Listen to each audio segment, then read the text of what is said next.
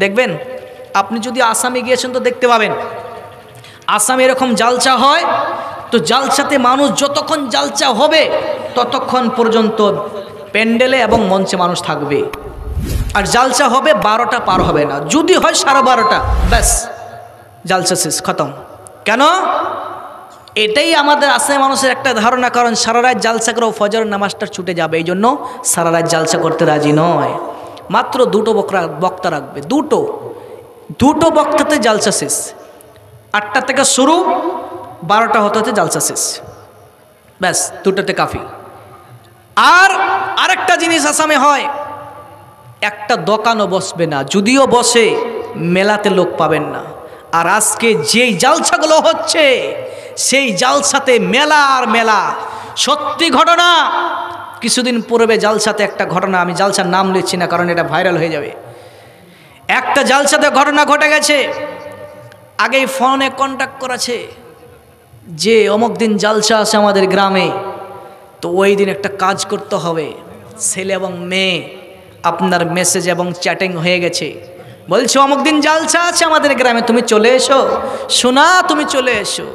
আর চলে এসেছে। আসার পরে আপনার ওই যে বলছে না, কি বলছে, ভুট্টার ভুই না আর কিছু এদিকে তো আপনার ভুট্টা লাগায় না, কি লাগায়, রায়ের ভুই আর ভুট্টার ভুই।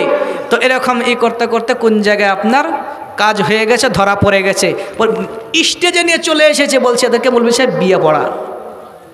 তো ধারণা বুঝতে পারছে কোন দিকে যাচ্ছে। তো এই যে জালসাগুলো হচ্ছে, তো এই জালসাগুলো তো মেলা আর মেলা। এই মেলাতে নারী এবং পুরুষ এমনভাবে অবাক মেলামেশা করছে, এর গায়ে ধাক্কা ওর গায়ে ধাক্কা, বলছি এরকমই তো ভালো লাগবে, মজা লাগবে। চ্যাংরা ছেলেরা কি বলবে, সাহেব ফ্রি পাচ্ছি, বিয়ে করে কি লাভ? বলছে টাকা লাগবে বিয়ে করতে।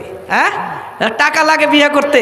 বলছে বিয়ে করলে পেশাবখানা পায়খানা বাড়ি ঘিরা আরও কিছু আপনারা তো বলেন, তো ওগুলো কি দরকার আছে, আমরা তো ফ্রিতেই পাচ্ছি। বলছি কি পাচ্ছ? বলছি আমরা জালসাতে যাচ্ছি আর ধাক্কা ধুক্কে খাচ্ছি, মজা লাগছে আলাদা, বুঝতে পারছেন? তো জালসা শুনতে আসে না, ওই মেলা ঘুরতে আসে।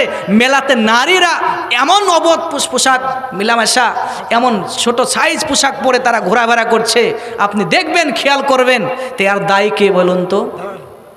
কারণ জালসার কমিটিরা দায়ী হবে। সত্য কথা বলে যাচ্ছি, কারণ আপনারা আমাকে ডাকেন না ডাকেন এটা আমার দিক দাও নাই, কিন্তু সত্য কথা আজকে ঘটনা বিভিন্ন জালসাতে যেগুলো হচ্ছে, জালসার উপলক্ষে মেলা, কিন্তু আজকে যদি এটা করা হয় যে জালসা হবে কিন্তু কোনো রকমের দোকান বসতে দেওয়া হবে না।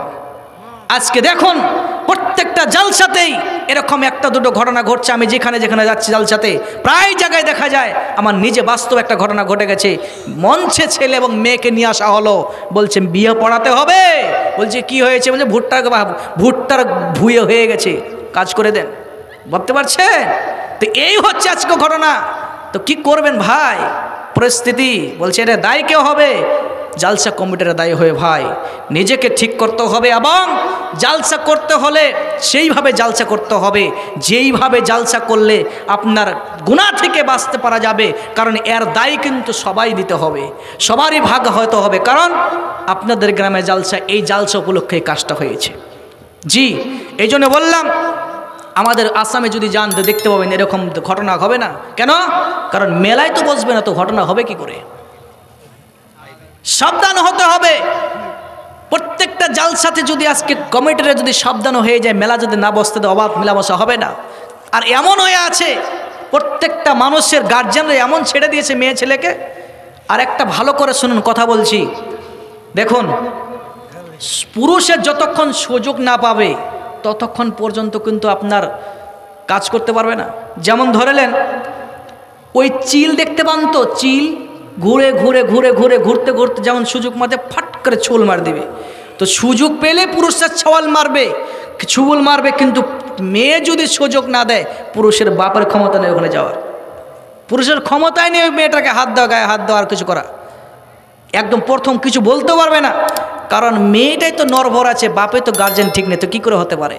দেখতে পান না মেয়েটাকে এমনভাবে ছেড়ে দিয়েছে, এবং মা এবং নানি এবং নিজের লাতনিকে নিয়ে যাচ্ছে, রাস্তা দিয়ে হাঁটতে হাঁটতে যাচ্ছে, লাতনিটা কি করছে, ছোটো ড্রেস পরছে, আপনার এমন টাইট ড্রেস পরছে, কারণ বুকে ওড়না নেই, মাথায় ওড়না নেই, তারা কি করে যাচ্ছে, এমন হয়ে যাচ্ছে। আর দাদিটা কি করছে দেখছেন, এমন বুড়ি দাদি, এমন এক বুরখা পরেছে যে ওর দিকে কে তাকাবে। বলছে, আরে দাদি তুমি কেন বুরখা পরছো, বুরখা কেন পরছো, তোমার দিকে কে তাকাবে, তুমি তো বুড়ে হয়ে গেছো, তোমার নাতনিটাকে, তোমার পুতিনটাকে তুমি ঠিক করো, তোমার লাতিনটাকে তুমি ঠিক করো, লাতনিটাকে ঠিক করো, কারণ তোমার লাতনির দিকে বারবার চোখ কে মারবে, বারবার চোখ কাপ কে ফিরাবে, ওই যুবকরা ফিরাবে, এর দায়ী তুমি হবে। কারণ এতে দেখাতে যাচ্ছে যে আমি এখন ইয়ং ছিলাম, আমিও এরকমই ছিলাম। ওই দাদিটা দেখাতে যাচ্ছে যে আমি যখন ইয়ং ছিলাম, যখন যুবতী ছিলাম, তখন এইভাবে আমিও ঘুরতাম, এটা দেখাচ্ছে। আজকে দেখুন পর্দাটাকে উঠে গেছে। আপনাদের ঝাড়খণ্ডের মানুষ অনেক ভালো, খুবই পর্দাশীল আছে আলহামদুলিল্লাহ। বিভিন্ন জায়গাতে দেখা যায় তারা পর্দা বলে জিনিসটাই মানে। আল্লাহ সুবহানাহু ওয়া তাআলা কি বলছেন, যে ওয়াকারনা ফি বুয়ুতিকুন্না ওয়ালা তাবাররাজনা তাবাররুজাল জাহিলিয়াতিল উলা। বর্বরতার যুগে, অসভ্যতার যুগে নারীরা যেইভাবে ঘুরতো রাস্তাঘাটে, অবাক মিলামেশা করতো, এইভাবে আজকে শুরু হয়ে গেছে। তোমরা ওইভাবে যেও না, পর্দাতে থাকো। কিন্তু আজকে পর্দাতে কই থাকছে ভাই? কার বাড়িতে পর্দার ব্যবস্থা আছে? কি আছে বলুন তো? পর্দার ব্যবস্থা আপনাকে করতে হবে যুবক, পর্দা তোমাকে করাতে হবে, তোমার স্ত্রী তোমারকে রাখতে হবে। তুমি যদি পর্দা ঠিক না করতে দিতে পারো, তো তোমার দ্বারা কি হবে? কঠিন কিয়ামতের দিন আল্লাহ প্রত্যেকটা গার্জেনকে জিজ্ঞাসা করবেন, কেননা প্রত্যেকটা নারীরা জান্নাতে আগে চলে যাবে, আর আপনার কিনা আর মেয়েরা জান্নাতে চলে যাবে, আর পুরুষটা পরে জান্নাতে যাবে। কেননা এদেরকে জিজ্ঞাসা উত্তর করতে হবে, আল্লাহর সঙ্গে জিজ্ঞাসাবাদ করতে হবে যে তুমি কোন লাইনে চলেছ, কোন লাইনে ইনকাম করেছ, হালাল পদ্ধতিতে ইনকাম করেছ না হালাল পদ্ধতিতে করেছ, এবং ইনকাম করার পরে কোন জায়গায় ব্যয় করেছ, এই সম্পর্কে তাকে প্রশ্ন উত্তর করতে হবে। যদি সে প্রশ্ন উত্তর দিতে পারে, দেওয়ার পরে তাকে জান্নাতের ভিতরে আল্লাহ দেবেন। আর যদি আপনার হিসাব নিকাশ ঠিক না করতে পারে, কখনোই জান্নাতে সে পাবে না, পাবে না, পাবে না। এটা দেখতে একটা ঘটনা আপনাকে মনে পড়ে গেল, বলছি।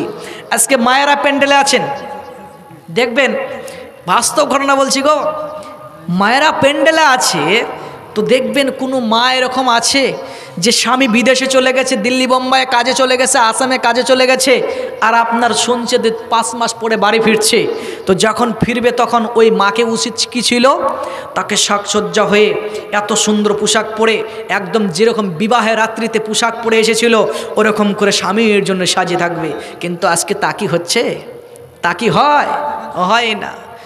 যখন বিয়ে বাড়িতে দেখবেন, প্রত্যেকটা বিয়ে বাড়িতে নারী এবং পুরুষ একসঙ্গে খাওয়া দাওয়া তো হচ্ছেই, কিন্তু আরেকটা কি হচ্ছে, এবং এমন পোশাক পরে যাবে, এমন সেন্ট মাখবে মেয়েরা যে ওর দিকে দেখবে একদম একদম কি হয়ে যাবে, পাগল হয়ে যাবে সেন্টটা শুনে। বলছে মার সেন্টটা কত ভালো রে, আর মেয়েটা সেজে আসছে কত রে, আশকারা মাস্কারা ফাস্কারা, আর আপনার আইবুড়ো ফাইবুড়ো কত কিছু মাখে না মেয়েরা, দেখবেন এত কিছু মাখবে, স্বামীর জন্য মাখবে না, এরা অপরকে দেখাবে যে দেখো গো আমি কি কি মাখছি, দেখো আমার রূপটা, চেহারাটা দেখো।